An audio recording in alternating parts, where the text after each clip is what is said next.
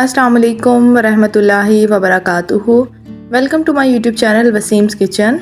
उम्मीद करती हूँ कि आप सब खैरियत से होंगे। आज की जो ज़बरदस्त सुपर डिलीशियस रेसिपी है नरगिसी कोफ्ते। अक्सर लोग इसको बनाते हुए बहुत घबराते हैं, परेशान होते हैं, डरते हैं कि कहीं कोफ्ता टूट ना जाए, कोफ्ते में क्रैक्स आ जाएंगे, अंडा फटने का ख़तरा हो जाएगा। तो सारी परेशानियां दूर करें और मज़ेदार से नरगिसी कोफ्ते मेरी रेसिपी से बनाएं। तो चले आते हैं रेसिपी की तरफ। बिस्मिल्लाहिर्रहमानिर्रहीम। यहाँ मैंने ले लिया है 1 किलो कीमा। तो कीमे में बिल्कुल भी चर्बी नहीं है, ऐसे समझिए कि 5 to 10% तक बिल्कुल चर्बी है और बाकी 90% तक हमारे पास बिल्कुल साफ़ कीमा है। मैं इसमें कुछ अज़ार डालूँगी 1 किलो कीमे के हिसाब से। तो यहाँ मैंने एक छोटे साइज़ का प्याज ले लिया है जिसको मैंने रफली कट किया है, क्योंकि हमने ये तमाम तर चीज़ें चॉपर में एज़ इट इज़ चला देनी है। अगर आपके पास चॉपर अवेलेबल नहीं है तो आप इसे ग्रेट कर या फिर बारीक चॉप करके भी शामिल कर सकते हैं। 1 चम्मच भरकर मैंने इसमें कुटी लाल मिर्च शामिल किया है। 1 चम्मच भरकर लहसुन अदरक का पेस्ट है। आधा छोटा चम्मच है गरम मसाला पाउडर, घर का बना हुआ खुशबूदार। 1 चम्मच भरकर नमक का शामिल किया है। नमक मिर्च आप अपने जायके के हिसाब से शामिल कीजिएगा। 3 बड़ी हरी मिर्च हैं जिसको मैंने 2 कट करके शामिल किए हैं। यहाँ मैं इस्तेमाल कर रही हूँ बेसन का। 1 किलो कीमे के हिसाब से मैं इसमें 6 चम्मच बेसन शामिल करूँगी और ये भुना हुआ बेसन है, आपने इसी तरह से नहीं शामिल करना। इसको भून के डालने से इसकी खुशबू बहुत अच्छी आएगी। यहाँ मैंने ले लिया है 5 से 6 टेबल स्पून धनिया पत्ता जिसको मैंने रफली कट किया है। और अब इस तमाम शामे को हम कर लेंगे चॉप करने के बाद ये देखें कीमे की आप कंडीशन देखें। इस कंडीशन में अगर कीमा है तो यकीन करें कि नरगिसी कोफ्ते बिल्कुल भी नहीं टूटेंगे। अक्सर ख़वातीन इसी वजह से नरगिसी कोफ्ते नहीं बनाती हैं कि ये टूट जाते हैं और फिर पूरी मेहनत ज़ाया जाती है।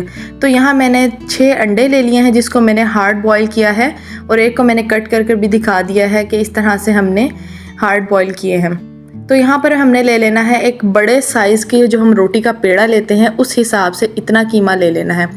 अब आपने फोकस कर लेना है हाथ पर कि किस तरह से मैं इसे प्रेस करती जा रही हूँ। इन उंगलियों की मदद से इसे फ्लैट करते जाएंगे। चारों तरफ से इक्वल हमने फ्लैट कर लेना है।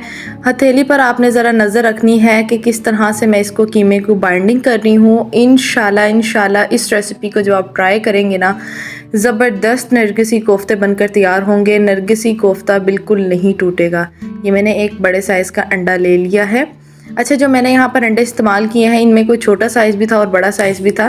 अब ये देखें कि मैं इसको किस तरह से बाइंडिंग करते हुए एक बड़ी सी बॉल बना लूँगी और हाथों की मदद से देखिए किस तरह से मैं इसे प्रेस करती जा रही हूँ कि इसमें इसी वक्त अगर क्रैक्स आ गए तो जब आप इसे फ्राई करेंगे और उसके बाद इसे स्टीम करेंगे, यानी कि मिसाले में जब पकाएंगे, तो ये इसमें फट जाएगा। तो इस पॉइंट पर अगर आप ये मिस्टेक्स नहीं करेंगे तो ज़बरदस्त से नरगिसी कोफ्ते बनकर तैयार होंगे। तो यहाँ पर देखते जाएं किस तरह से मैं हाथों की मदद से इस तरह से इन्हें कर रही हूँ, फिर रोल कर दिया है। ये ज़बरदस्त सी एक बड़ी बॉल बन गई है। ये देखें इसमें इस वक्त क्रैक्स नहीं है, तो इसका मतलब है ज़बरदस्त से नरगिसी कोफ्ते बनने के लिए तैयार होने वाले हैं। तो अगर आपको इसी पॉइंट पर ज़रा सी भी रेसिपी पसंद आए तो मेरे चैनल को लाजमी सब्सक्राइब कर दें, बेल आइकन को प्रेस कर दें ताकि ज़बरदस्त रेसिपीज़ के नोटिफिकेशन आप तक बआसानी पहुंच सकें। तो यहाँ पर ये देखिए मैंने एक बॉल बनाकर तैयार कर ली है। तो बाकी भी मैं इसी तरह से बना लूँगी और उसके बाद फिर मैं आपको दिखाती हूँ जो आधा मैंने अंडा काट दिया है उसको किस तरह से हमने बाइंडिंग करनी है। तो यहाँ पर जो मैंने आधा अंडा कट किया हुआ है ना, तो उसको मैं कट कर इसमें शामिल कर रही हूँ। तो वो मैं दिखा रही हूँ कि कीमा जो है उसकी हमने कम लेयर लेनी है, यानी कि जो अब लेयर इसके ऊपर चढ़ गई है ना अंडे के ऊपर, ये हमने कम लेनी है। जैसे हमने पहले बड़े साइज़ का पेड़ा लिया था, जिस तरह से आटे का लेते हैं ना बड़े साइज़ का पेड़ा, इसी तरह से हमने पेड़ा कीमे का ले लिया है और उस पर हमने फुल जो अंडा था, यानी कि पूरा अंडा था, उसको हमने कवर किया है। यहाँ पर मैं आधे अंडे का इस्तेमाल कर रही हूँ तो मैंने यहाँ पर थोड़ा कीमा ले लिया है। तो इसी तरह से देखें किस तरह से मैं हथेलियों की मदद से इसको अच्छे से इसको बाइंडिंग करेंगे तो बिल्कुल भी क्रैक्स नहीं होंगे और ना ही नरगिसी कोफ्ता फटेगा। तो यहाँ पर ये देखिए जो आधा अंडा है तो किस तरह से मैंने इसको तैयार किया है। अब एक मरतबा फिर से आप लास्ट वाला देख लें कि किस तरह से मैं इसकी बाइंडिंग कर रही हूँ। और यहाँ पर जो कटोरी में पानी है, यहाँ पर जो पानी है वो बिल्कुल ठंडा है, यानी कि चिल वाटर है। اور یہ آئس کیوبز والا ہی سمجھ لیں کہ پانی ہے. ہاتھوں پر اگر پانی لگا ہوا ہوگا نا تو بہت آسانی ہوتی ہے قیمے کو فلیٹ کرنے میں اور اس میں کریکس نہیں آئیں گے. یہاں پر باؤل میں اسی لیے میں نے پانی لے کر رکھ دیا تھا تاکہ میں اس کو پانی کی مدد سے فلیٹ کر لوں. ایک مرتبہ بس آپ اسے ہاتھ لگائیں پانی کا، بار بار لگانے کی ضرورت نہیں ہے. یہاں پر دیکھیں میں کس طرح سے سائڈ بھی کارنر بھی جوڑتی جا رہی ہوں تاکہ یہ پھٹے نہ، اور جو فلیٹ کرتی جا رہی ہوں ہر طرف سے تاکہ ایک ایون لیئر ہماری جو ہے وہ قیمے کی انڈے پر چڑھ جائے. یہ دیکھیے یہ اس طرح سے ہم نے اس کو فولڈ کرنا ہے. یہ جو دوسری ہاتھ کی ہتھیلی ہے اس کو ہم نے نیچے والی بائنڈنگ کمپلیٹ کرنی ہے، اور یہ جو اوپر والا ہاتھ ہے اس سے ہم نے اوپر والے حصے کی کریکس نہیں آنے دینے. یہ دیکھیں اچھے سے ہم نے اس کو پریس کرتے جانا ہے، کرتے ہی جانا ہے تاکہ اس میں بالکل بھی کریکس نہ آئیں تو ہمارے زبردست سے نرگسی کوفتے بن کر تیار ہوں. آپ اسے عید اسپیشل ریسیپی میں بنائیں، دعوت اسپیشل ریسیپی میں بنائیں، انشاءاللہ رزلٹ بہت زبردست آئے گا. آپ نے وداؤٹ ویڈیو سکپ کیے پوری ویڈیو دیکھنی ہے، ریسیپی پوری نوٹ کیجیے گا، انگریڈینٹس آپ نوٹ ڈاؤن کر سکتے ہیں. اور اگر آپ کو کوئی بھی ریسیپی میں بناتے ہوئے ڈیفیکلٹی ہو تو آپ مجھے کمنٹس باکس میں بتائیے گا، انشاءاللہ میں ریسیپی آپ کو پھر سے بتاؤں گی. کمنٹس باکس میں پھر سے آپ کو ڈیٹیل میں ریسیپی سمجھا دوں گی تاکہ آپ کی جو یہ ریسیپی مزیدار سی ریسیپی، محنت والی ریسیپی بالکل بھی خراب نہ ہو. تو باقی کا جو قیمہ رہ گیا ہے اسے میں ویسے ہی چھوٹے چھوٹے سے قیمے کے کوفتے بنا لوں گی. یہاں میں نے بڑے سائز کے بنا لی ہیں اور باقی میں چھوٹے سائز کے قیمے کے کوفتے بنا لوں گی. وہ بھی سالن میں رکھے ہوئے بہت خوبصورت لگتے ہیں. تو لیجئے میں یہ تمام تر کوفتے بنا لیتی ہوں اور اس کے بعد پھر آپ کو دکھاتی ہوں. ایک سائڈ پر میں نے انڈا لگایا ہے کوفتوں میں اور یہ جو چھوٹے ہیں اس میں انڈا نہیں ہے. تو اب ہم نے کر لینا ہے ان کوفتوں کو فرائی. یہاں ہم اسے شیلو فرائی کر رہے ہیں، گرم آئل میں ہم نے اسے فرائی کرنا ہے. بس آپ نے اس طرح کرنا ہے کہ میڈیم ٹو لو ہیٹ پر آپ نے آئل کو گرم کر لینا ہے. اس کے بعد ہم نے اس میں کوفتہ ڈالنا ہے اور اس کے بعد یہاں پر یہ دیکھیں آئل گراتے جانا ہے اور اسے سائڈ چینج کر دینی ہے. زیادہ ہم نے اس کو پکانا نہیں ہے کیونکہ ہم نے اس کو مسالے میں مکمل طور پر پکا لینا ہے. یہاں پر ہم نے صرف اس کو ایسے سمجھے کہ اس کے اوپر جو کریکس ہوں گے یا کوئی بھی چیز ہوگی تو ہم نے اس کے اوپر خوبصورت سا ایک تو کلر آنے دینا ہے، اور اوپر اس کو ہم نے شیلو فرائی کرنے کا مقصد یہی ہے تاکہ یہ ٹوٹ نہ سکیں. ان کے اوپر ایک خوبصورت سی کرسپی پن آ جائے گا جو اس کو ٹوٹنے نہیں دے گا. تو اسی طرح سے میں تمام تر کوفتوں کو فرائی کر لوں گی. یہ دیکھیے ایک طرف سے کلر آ گیا ہے تو میں دوسری طرف سے بھی کلر آنے دیں گے اور اس کے بعد سائڈ چینج کر کے نکال لیں گے. اور اسی طرح باقی تمام تر کوفتوں کو ہم نے فرائی کر لینا ہے. شیلو فرائی کرنے سے یہ بالکل بھی نہیں ٹوٹیں گے. اس اسٹیپ پہ آپ نے اسکپ نہیں کرنا. میں یہاں پر اسے فرائی پین میں فرائی کر رہی ہوں. اگر آپ چاہیں تو کڑاہی میں بھی آئل ڈال کر فرائی کر سکتے ہیں.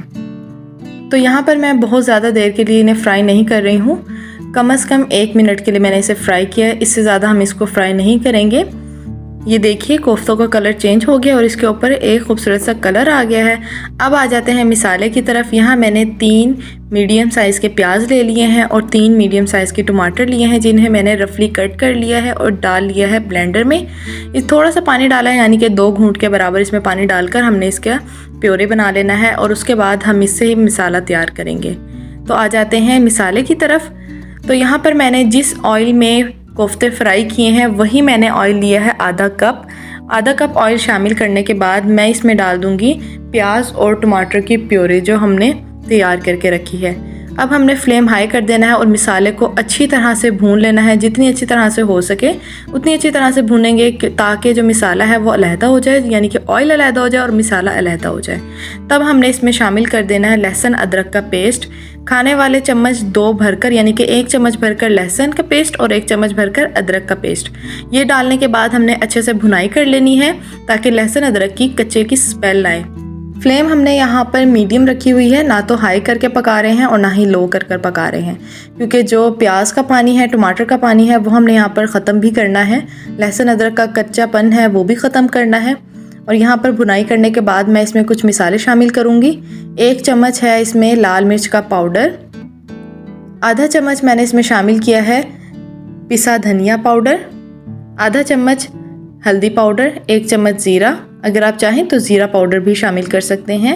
نمک میں نے اپنے ذائقے کے حساب سے شامل کیا ہے. مرچ کا آپ نے اس میں خیال رکھنا ہے کیونکہ ہم نے اس میں آخر میں ہری مرچ کا بھی استعمال کرنا ہے.